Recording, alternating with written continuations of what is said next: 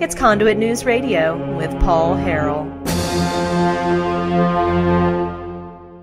Thanks so much for being with us. So we got with us here in studio State Representative Dan Sullivan from District 53. He's back with us. Dan, welcome, sir. It's always great to have you. Good morning, Paul. Glad to be back on. Yes, sir. So talk to us a little bit. We talked to you last week about expectations for the session. Anything change at all? No, I've had several really good meetings with various groups regarding legislation that I filed, and I've got several bills I'm still working on yet to file, but every one of them deals with empowering the people, reducing regulation, reducing the cost of government. You had a great segment this morning at 6:30 about taxes and how what our balanced budget amendment does.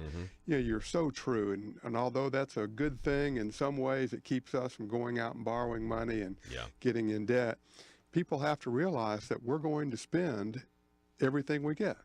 And the only way to change that is for us to take less money, which will force our state government to reduce what we spend. So it's really a good segment. I hope if people didn't get up at 6 o'clock and listen to that they will go to the podcast and listen to those and take advantage of that. Great information. I appreciate that. That was our 6:33 segment.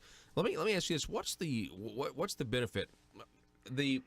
Back when I first started the show and I first got into radio and I started covering the state side of things, which wasn't all the time, but maybe like early 2010. There was Democrats still in power, especially around Northeast Arkansas, and there was I got into an argument with a Democrat state representative who basically said, people back home don't care what goes on down in Little Rock. That was the first indicator. I was like, wow, there's something really wrong going on here. And that's very true. Yeah. Our Constitution and our founders and our state Constitution talk about the power of the individual and have people, our population, has to first be informed, then they have to be engaged. And one small example of this is the issue that we have with our largest bee operation in the state leaving the state. And I think most of your audience or many people know that there's a open public comment period now. People can go to my website or go to the state ag department website, and they can read about what the new regulations for dicamba are and make public comment. And this is just one example of an opportunity of people to A, get informed, and then B, get engaged. But as this legislative session starts, I hope your listeners, who are probably more likely to be engaged and informed than most of the population of the state, I hope they'll not only share their opinions about engagement and information with their legislators, but that they will share that information and encourage people to contact their legislators on, just like the tax issue this morning.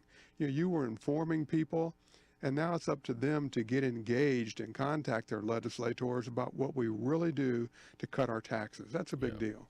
You mentioned Arkansas honey seller faults dicamba in closing. Joe, do we have that article? Can you throw that up there? This is the Arkansas Democrat Gazette headline from back on January the 5th. Stephen Steed running this piece. This is one of your constituents, right? It is, and matter of fact, he has bees on 1 million acres, so he has a lot of impact all over the state. And I met with folks at several researchers in recent weeks about what's happening to our bee population and what's happening environmentally. And there are a lot of reasons for these kind of issues to come up with our bees and others. It didn't just happen. Our farmers now are farming ditch to ditch, which takes out a lot of the habitat that bees used to use and had used. So there are several reasons for this. But again, the bigger point here is this is just, I call this, the bee issue, a canary in the coal mine. But the fact that our people are less informed and less engaged is really the canary in the coal mine for the tax issue also. For our lack of engagement there. You look at the medical field, and you've done several shows, I think with a group out of Tulsa, that advertises what the medical costs truly are. But you know what percentage of your people actually shop for medical care? About 10%.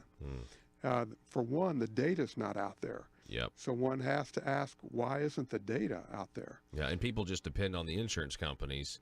Yeah. You know, and the providers do too. They're just like, well, okay, well, the insurance company's going to pay. I mean, nobody knows what they're paying for anymore, and nobody knows what we're really paying government either. You know, in taxes, like nobody cares. Yeah, and that matter of fact, that's exactly right. People pay their taxes, and they expect government to take care of them. I'm going to pay my taxes, so take care of the poor. I'm going to pay my taxes, so take care of my roads. I'm going to pay my taxes, so fill in the blank.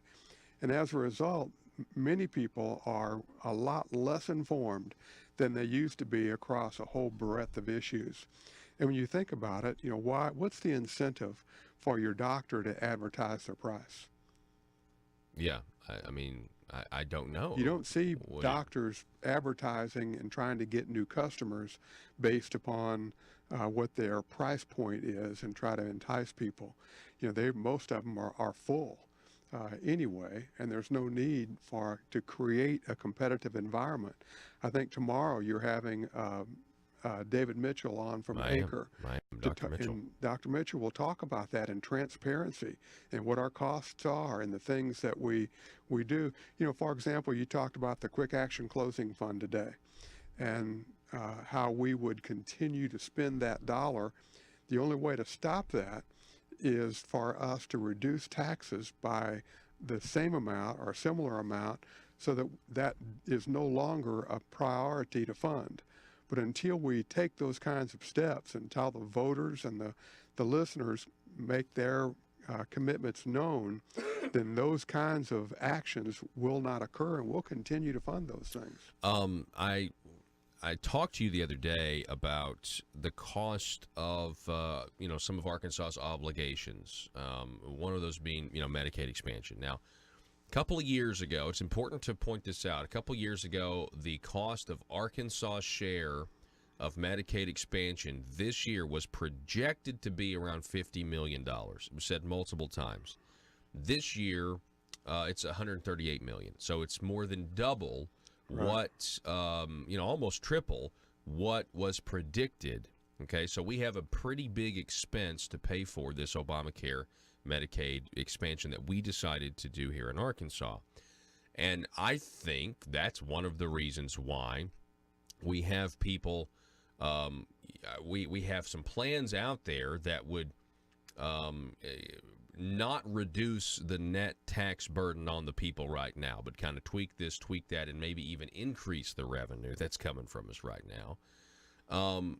But you have looked into, let me ask you this. What if every legislator, there's 135 of you, and what if you guys set out on a mission, each one of you, to find $1 million in savings? Is that possible? Do you think y'all could find $1 million each in savings? Yeah, but I think it's very likely somebody else will find the same million I found, and we'll all find the same million. Oh, yeah, well, that's possible.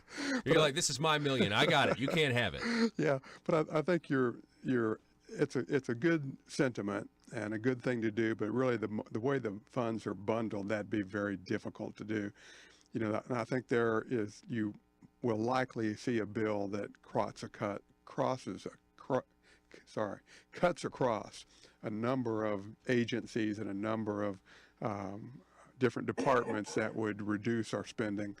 But again, that's the only way to do it. Cutting taxes is the key. Oh, yeah. Once we cut the taxes, then legislators will have a bigger incentive to find that money across the board. There are a lot of ways to do that. Government sees, and and I've teased you once in a while about I'm so glad I'm coming back a third term and opportunities because it takes we were a on while the other to learn. we were on the other side of the term limits issue. Yeah, but it takes a while to learn what's going on. But a couple of things: our state government really is not concerned about federal spending. We're concerned about our state budget. So when you talk to government officials, they'll tell you, don't worry about that. That's half of that's federal money, or all that pays for that. That's all federal money. We don't really consider that's still taxpayer money. Yeah. And cutting the federal side, the federal spending side, and cutting the state spending side really to the taxpayer is all one issue. So that's number one.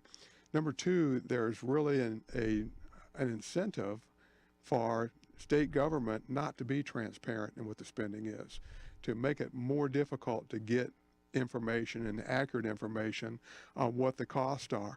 One of the things I hate is that. Go ahead. Why do you think that is? I mean, why is there an incentive to not be transparent? Is it, and maybe in some governments it's intentional, but I think it's I think maybe they don't maybe think that their main mission is to the taxpayer. Their core mission is to provide the service Or get reelected. okay, yeah, Yeah, and that's so another, that's probably that gets down to it. And the to be transparent means you may share information or have to give information that is bad on you. I get texts and emails from people that say, "Why are you guys down there doing A, B, C, or D?" Just fill in the blank. And of course, that's a global statement. I've been opposed to many of those things, but that's why transparency is so important in our government, to know what the numbers are. And I'll give you a good example. As much as I hate being in the medical field for our state, that our government is an insurance provider, that our government pays for medical services, that really turns me the wrong way. Government doesn't need to be in that field. The fact is we are. And your tax dollar goes to pay for a lot of medical care, probably for close to 1 million people on Medicaid in the state of Arkansas. Mm-hmm. Like it or not, that's how it is. So how do we as a legislature get transparency in what we're paying, what our Medicaid dollars are paying for? How do we make the choices to who we provide services to? In the field I was in, I met with the head of Medicaid, it's been 8 or 10 years ago, and said the company I work for has outcomes data. And that outcomes data, we can show that we provide a better service than any of our competitors. And here's the data. And we spent, $15,000 getting it. And we said, if we can provide this, why wouldn't you refer to us over other providers? And the answer was, we just want to be fair and refer to everybody. And I'm scratching my head thinking, why would we do that? Why would we not seek out data that shows the most cost-effective treatment and put our patients in that environment and save money for Medicaid? And, I'd have to say that we're moving in that direction somewhat. And I had an excellent conversation. That's good. Yeah, it is. It's really good. Because like it or not, we're the insurance carrier. Yeah. Like it or not, we're providing health care kinds of services. And so I'm really glad to see that we're trying to collect the data. Now, whether we use the data to actually reduce cost is another thing. We have to be able, I hope I'm not getting too deep in the weeds. No, I mean. But we have to be able to say, here's the data we collected, here's what we found, and we're going to change these policies because of the data, and it's going to save us $10 million. Mm-hmm. I asked that question to an agency the other day, and I was really pleasantly surprised and pleased to get the data. Yeah. That it really had changed things.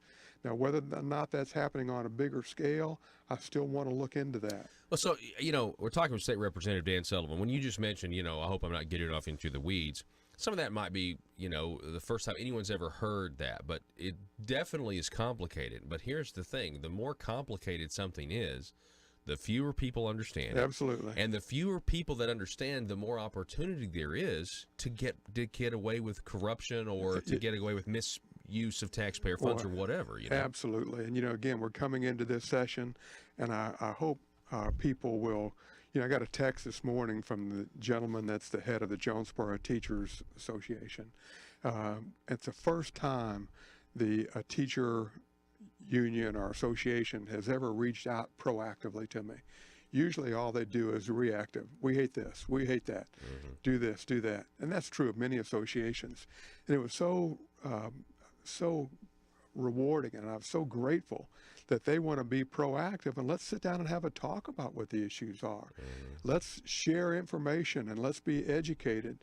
I told somebody the other day that generally I don't change my mind. I go in with a mindset on the data that I've pulled together, and then it's very difficult for me to change. But I was presented with data that's true and accurate and been checked and caused me to change my mind. But there are just so many nuances, and you're so correct that so much of this information is 2 or 3 levels deep.